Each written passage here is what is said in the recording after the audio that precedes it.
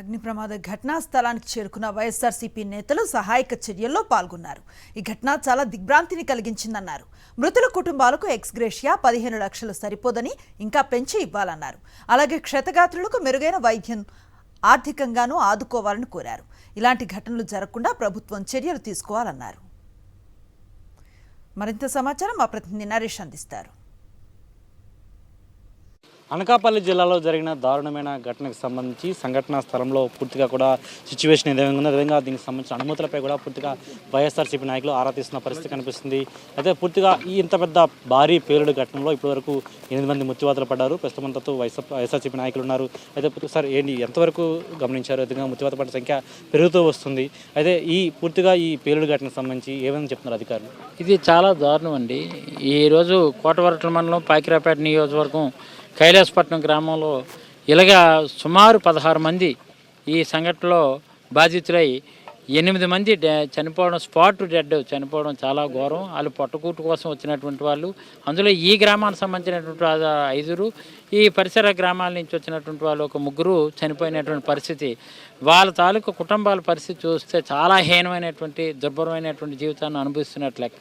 ఎందుకనే రెక్కాడితే కానీ డొక్కాలనేటువంటి వాళ్ళు ఈరోజు ఇక్కడ పట్టుకూటు కోసం వచ్చినటువంటి వాళ్ళు ఈ సంఘటన జరిగి దిగ్భ్రాంతికి గురవ్వాల్సిన పరిస్థితి వచ్చింది. మా నాయకులు జగన్మోహన్ రెడ్డి గారు నన్ను, అలాగే గురువులు గారిని, అమర్నాథ్ని, అలాగే ముత్యాల నాయుడు గారిని అందరిని కూడా ఇక్కడ పంపించడం జరిగింది. చూసిన తర్వాత చాలా హృదయవేకంగా ఉంది.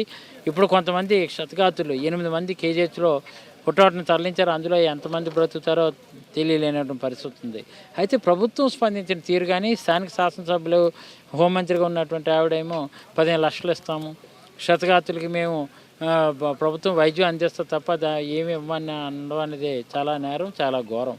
ఎందుకంటే వాళ్ళు ప్రకటించినటువంటిది ఎంత? 15 లక్షలు. 15 లక్షలతో ప్రాణాలు తిరిగి రావు, కానీ తిరిగి వస్తాయి. ఎంత కోటి రూపాయలు ఇచ్చినా తిరిగి రావు. కానీ ఆ కుటుంబాన్ని ఆదుకునే పరిస్థితి మాత్రం 15 లక్షలు సరిపోదు. ఎక్స్గ్రేషియా 25 లక్షలు మినిమం ఇచ్చి, అలాగే క్షతగాతులకు ఒక్కొక్క కుటుంబానికి 10 లక్షల రూపాయలు ప్రకటిస్తే వాళ్ళు కోస్త ఉపశమనం కలుగుతుంది. లేదంటే వాళ్ళు బయటికి వెళ్ళి మళ్ళీ కూలి పనికి వెళ్ళే పరిస్థితి కూడా లేనటువంటి పరిస్థితి ఉంది. కాబట్టి తక్షణమే ప్రభుత్వం ఈ విషయంపై మంచి మానవతా దృక్పథంతో స్పందించాలని వైఎస్ఆర్ కాంగ్రెస్ పార్టీ తరపు నుంచి మీ ద్వారా కోరుకుంటడం జరుగుతుంది.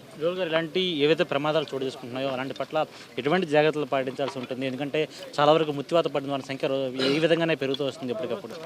ఈరోజు ఇక్కడ జరిగింది చూస్తే నిజంగా ఏ విధమైన సేఫ్టీ మరిగా చూసుకోవాలి. అలాంటి పరిస్థితులు ఎందుకు చేయలేకపోయారు? ఇంత దారుణంగా చనిపోయిన వాళ్ళు, అలాగే మరి క్షతగాతులు చూస్తే చాలా బాధాకరం.